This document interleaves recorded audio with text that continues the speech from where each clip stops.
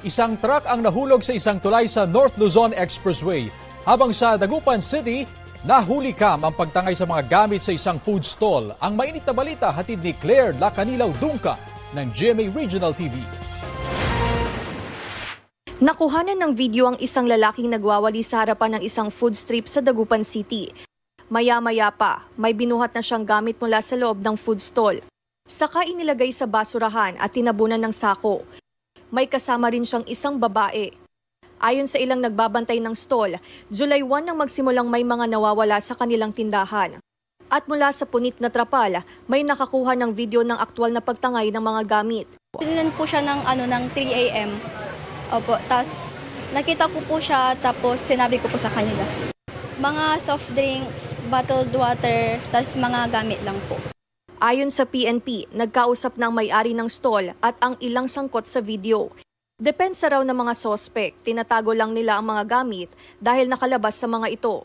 Allegedly, yung mga pawalis, nakita nila yung pwesto na nakabubad. Wala yung may-ari doon. Sa concern nila, kinuha daw nila yung mga paninda doon para i-escape. At ang purpose nila, pag dumating yung may-ari sa kanila, ilalabad. Nagkaayos na ang magkabilang panig at naibalik na rin ang mga nawalang gamit. 3 ang sugatan matapos mahagip ng isang kotse sa Tigaon, Camarines Sur. Kwento ng driver sa pulisya, nag-lock daw ang manibela kaya nawalan siya ng kontrol sa kotse. Damay sa aksidente ang 2 tricycle at pedicab na nakaparada sa gilid ng kalsada. Basta po, nakita ko naglagabog.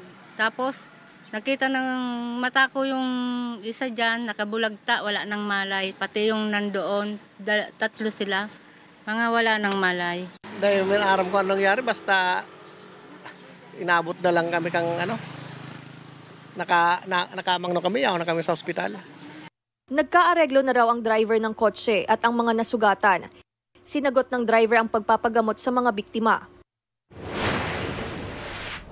Nahulog ang 18-wheel truck sa tulay na bahagi ng North Luzon Expressway northbound sa San Fernando, Pampanga.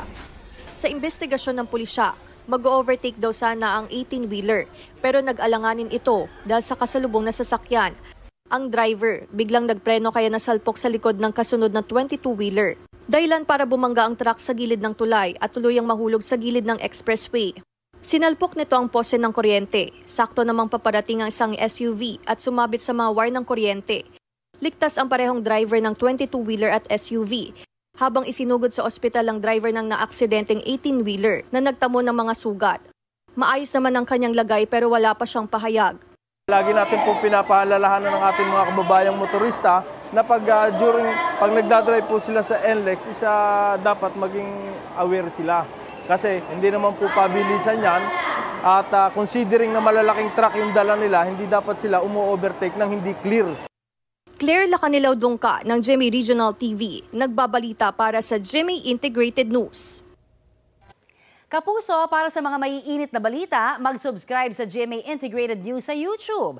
Sa mga kapuso naman abroad, subaybayan nyo kami sa GMA Pinoy TV at sa www.gmanews.tv.